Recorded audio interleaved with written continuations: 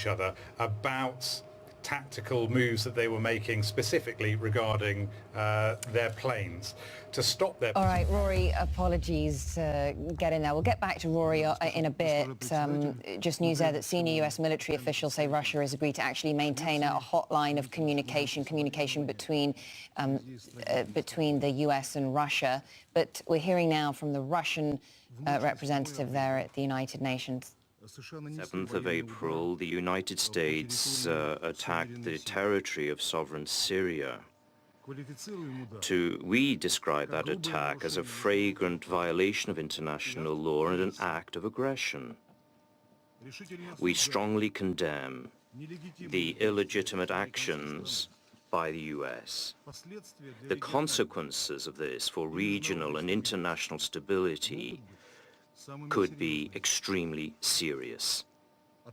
This attack was a flagrant violation of the 2015 memorandum on preventing incidents and ensuring security during air operations in Syrian airspace, and the Ministry of Defense of Russia has stopped its cooperation with Pentagon under that memorandum. Over recent times, the United States administration has often talked about the need to combat international terrorism, and this justified American troops and their allies being present on Syrian territory, although they were there without the invitation of the legitimate government of Syria and without the approval of the Security Council of the United Nations, manipulating articles of the United Nations Charter beyond any criticism. The aggression by the US has only facilitated the strengthening of terrorism. The attack came against Syrian armed forces infrastructure and its air force. That is, against those who over all these years have been combating terrorism. It's not difficult to imagine how much the spirits of these terrorists have been raised after this support from Washington. Immediately after the attack, there were massive attacks by ISIL and al-Nusra against Syrian military sites. Once again, we repeat, and once again, we repeat that the Syrian armed forces will and will continue to be the main anti-terrorist institute of the Syrian Arab Republic. Who will fight against terrorism? These illegal armed groups who have come to Syria in hundreds of thousands? You've destroyed Iraqi military Libyan military bases, and see what's happened. In fact, these actions contradict international decisions, including the Geneva Communique, which we designed together with you, and there it says, it talks about settlement while maintaining national institutions. Is that the sort of national institutions that you are supporting? The Russian Federation, from the United Nations organization, has stated the need to establish an international coalition to counteract terrorism, which would be on the basis of international law. And on many occasions, we've sent signals to Washington of our readiness to undertake such cooperation. As we see it, you have chosen a different path. We must recall, when you take your own path, that this leads to horrible tragedies for countries in the region and the people living there. Think of the consequences. Remember that what you have produced in the Middle East. Think of your steps and how they have impacted on the political settlement process in Syria. Now, today's appeal to move forward the political process, they are hypocritical after this military attack, unfortunately. Now, on the Astana and Geneva tracks over recent days, there have been clear progress. Now, what aims guided you when you undermined this progress? And the progress that was achieved was not thanks to you at all. Now, returning to the history of chemical weapons.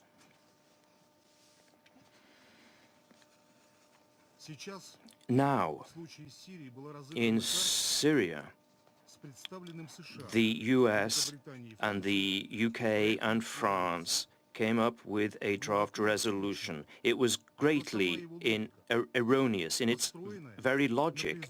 It was based on predetermining Damascus being guilty. But where's your principle of assuming innocence? Why don't your capitals recall this in Middle East and in other regions? Why do you forget the presumption of innocence in these cases? Now, all this is taking place because Washington, London, and Paris, I spoke about this in close consultation, and I say this again, have this paranoid idea of overthrowing the legitimate government in sovereign Syria. And this was clearly shown by the non-diplomatic actions and the statements made by the UK Perm Rep. Mr. Rycroft, stop doing these, putting forward these unprofessional arguments and accusations against my country. These are not diplomatic. They are lies. Once again, I warn, don't even try to get into fights with in the Arab world. Nothing will work, and nothing will be achieved. That's why you're getting annoyed. All Arab countries recall your colonial hypocrisy.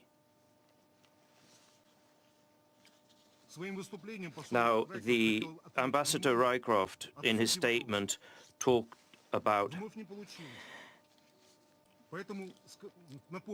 issues, and I'd like to recall exactly what has happened. Now, those who undertook this attack are in no way interested in an impartial investigation by a competent international authority to find out exactly what took place in Han Shai-kun. And I will say even more. You are afraid of such an investigation.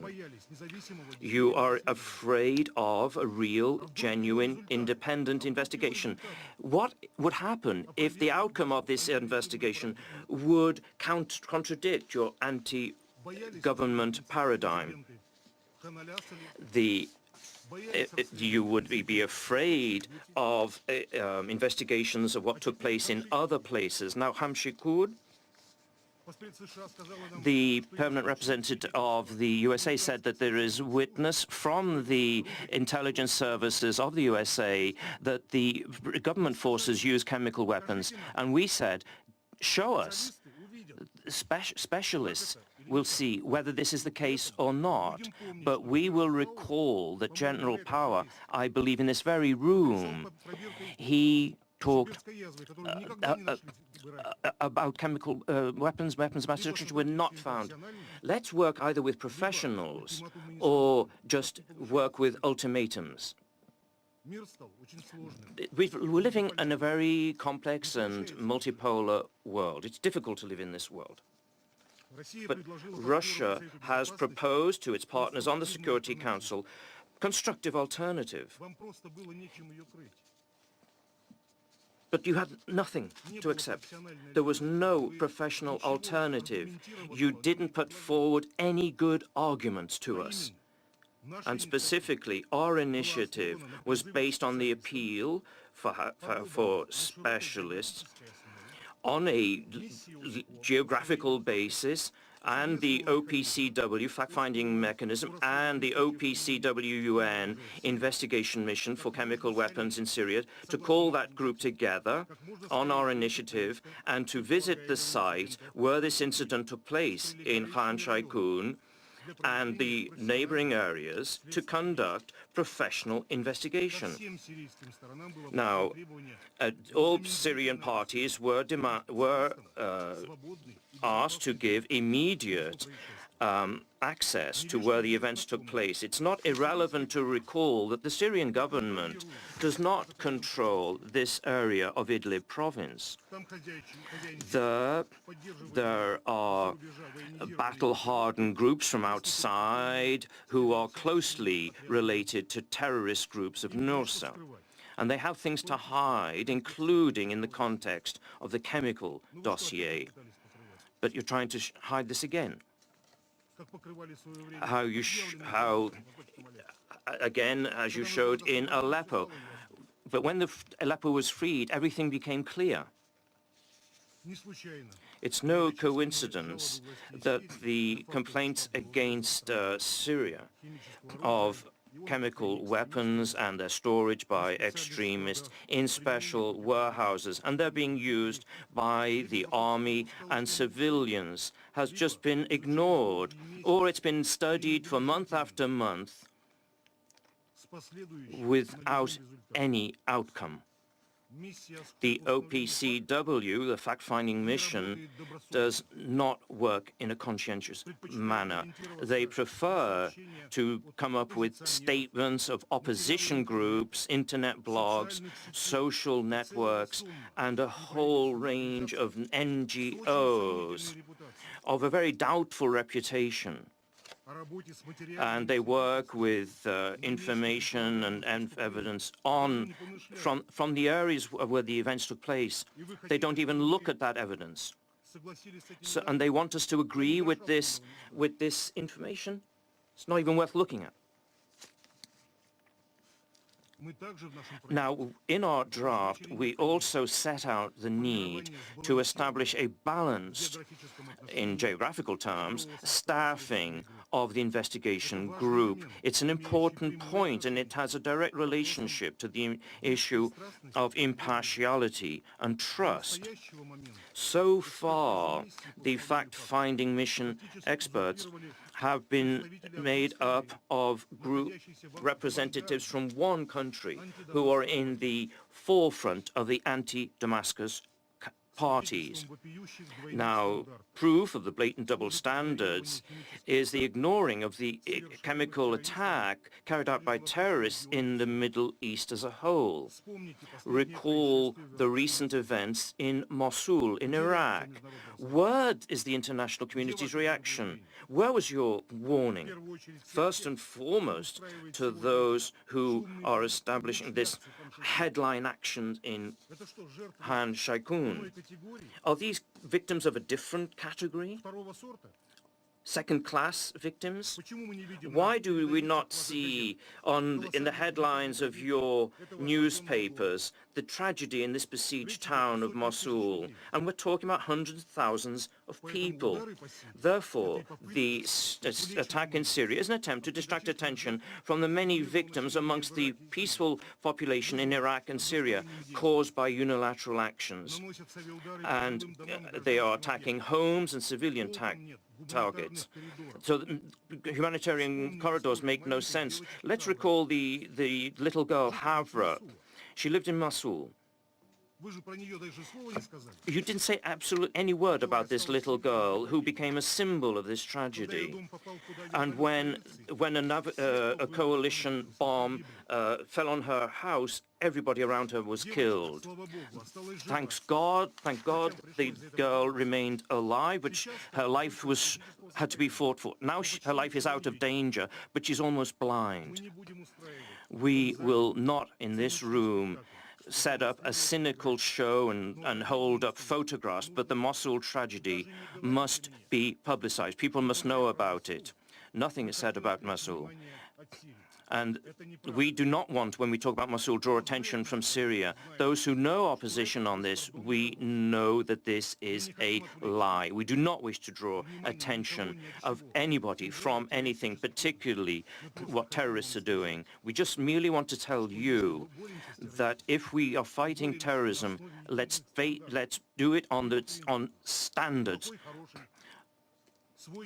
war principles or any other principles, or don't try, let me once again, to argue with ourselves in Iraq. You will not get us involved in that. Look at what you are doing in Iraq and what we are doing. The 10 non-permanent members of the Security Council did attempt to find a compromise last evening on the consultations which we called for. They thanked the American delegation for the fact that a vote had been postponed, but there was nothing to thank them for. Our colleagues didn't even imagine that the decision was made with totally different ideas in mind. It was not with the idea of continuing constructive dialogue. Washington had already chosen to take military action, which was undertaken when members of the Security Council had hardly left the UN building. We call upon the United States to immediately cease its aggression and to join those efforts being made for a political settlement in Syria and to work together to combat the terrorist threat. In that sort of cooperation, we are ready to undertake such cooperation. Today, many insulting words have been heard with regard to our right to veto, our right, which we have used in a responsible manner, but we use it only in such circumstances when you try in the Security Council to impose your irresponsible geopolitical projects. The Security Council must develop agreed international decisions. But these geopolitical adventures will never be supported. Thank you very much. Thank you to the representative of the... Well, here we have an emergency meeting of the United Nations Security Council to essentially focus on the U.S. airstrikes recently in Syria. And quite predictably there, we heard condemnation from the deputy Russian envoy of the U.S. cruise missile strikes on the Shayrat airbase, from where the U.S. believes the chemical attack in Idlib province was launched. And he accused the United States of hypocrisy in actually quite strong terms, strong language, in saying that the U.S. is very selective in what it chooses to focus on the way in which it approaches the Syria conflict. They said that other avenues had not been exhausted before this action had been taken by the United States, that there should have been further investigation, but also said that this military intervention undermines the Astana and Geneva talks, negotiations that have been going on.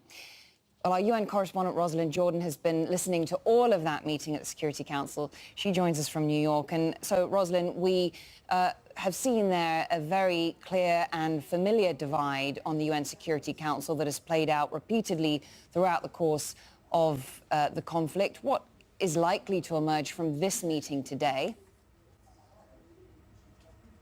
Well, we're not expecting any concrete action to come out of this emergency meeting of the UN Security Council. One diplomat told reporters before the session started in the past 90 minutes or so that this was really a chance to basically lay out everyone's position on the ongoing civil war inside Syria and on the Security Council's efforts or lack of effort to try to prevent the Syrian government from carrying out what some have called war crimes, atrocities against the Syrian people. Certainly, as we just heard from Vladimir Sakharenkov, the deputy Russian ambassador, there is a lot of anger in Moscow over the U.S.'s decision to strike Shayrat airfield overnight and to basically try to prevent the Syrian military from carrying out future attacks on its own people. Mr. Safrankov, as you noted, said that the U.S., the U.K., and France have been nursing a delusion of trying to overthrow the government of Bashar al-Assad, that the decision to launch this airstrike has essentially undercut the progress which Safrankov had said had been made in both the UN-sponsored political talks in Geneva, also known as the Geneva process, as well as the Russian-Iranian Syrian process in Astana that was trying to shore up some sort of ceasefire in the middle of the civil war. So a lot very angered but very measured, I thought, as well, comments coming from Vladimir Safrankov, who in more recent sessions has been much more emotional, much more vocal in his anger over the way that the U.S., the French, and the British have been behaving, or have not been behaving, or have been negotiating or not negotiating on the way forward in Syria. It's going to be several more speakers before we hear from the U.S. Ambassador Nikki Haley, who is also chairing this emergency meeting because, as our viewers know, the U.S. is the chair for this month of the Security Council sessions. Rosalind, thank you very much. Rosalind Jordan watching all of that for us at the United Nations.